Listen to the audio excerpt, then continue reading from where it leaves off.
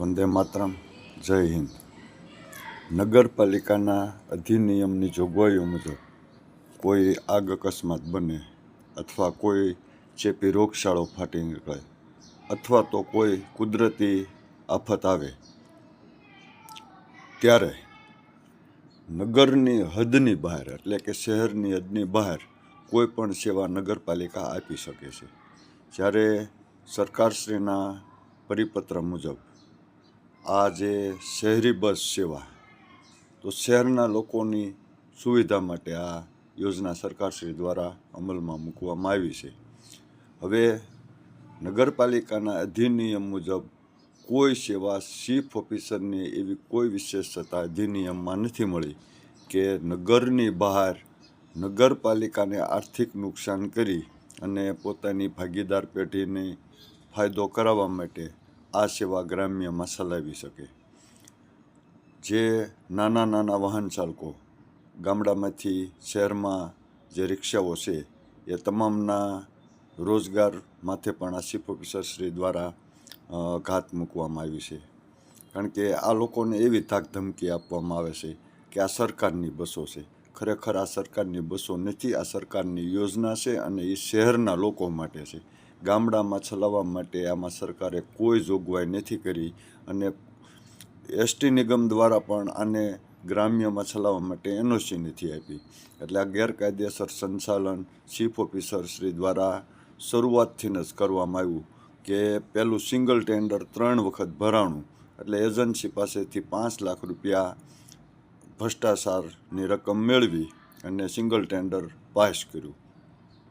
ત્યારબાદ જે વહીવટદાર શ્રી હતા સત્તાણી સાહેબ તેમના દ્વારા જે આ નાણાકીય ઔચિત્યનો સિદ્ધાંત જે છે એને ધ્યાને લેવામાં આવ્યો હતો, પણ ચીફ ઓફિસરે તેને પણ ઓવરટેક કરી અને એજન્સી પાસેથી તે સમયે 2 લાખ રૂપિયા લઈ અને એને ગ્રામ્યમાં સિટી બસ સેવા સંચાલન કરવા મંજૂરી આપી।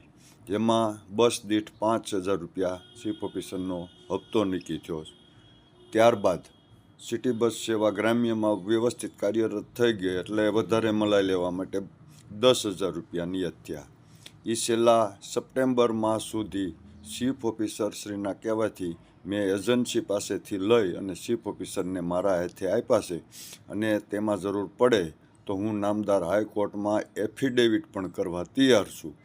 પણ આ જે નગરપાલિકાને આર્થિક નુકસાન કરી અને પોતાની ભાગીદાર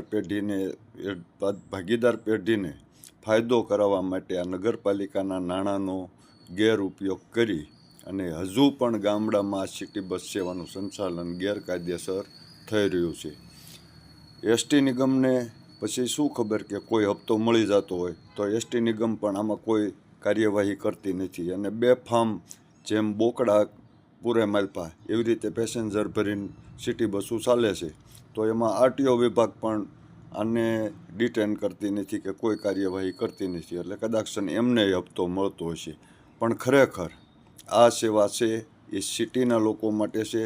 શહેરના લોકોને આ સેવાથી વંચિત રાખી અને ગ્રામ્યમાં ચલાવવા માટે 1 પણ રૂપિયાનો ખર્ચ ચીફ ઓફિસરને કરવાની સત્તા નથી, છતાં તમામ અધિનિયમોની જોગવાઈઓનું ઉલ્લંઘન કરી પર કિલોમીટર 8 અને દરરોજના 200 કિલોમીટર મુજબ 8 રૂપિયા મુજબ જે હિસાબ થાય એનો જીએસટી મળીને કરોડો રૂપિયાનો સૂનો નગરપાલિકાને લગાડી અને ભાગીદાર પેઢીને આનો ફાયદો પોતાની ભાગીદાર પેઢીને ફાયદો અપાવવા માટે જ આ સિટી બસ સેવાનું ગ્રામ્યમાં સંચાલન થાય છે, જે ગેરકાયદેસર છે અને એજન્સીને પણ આ પૈસા પરત કરવા પડશે। વંદે માતરમ, જય હિન્દ।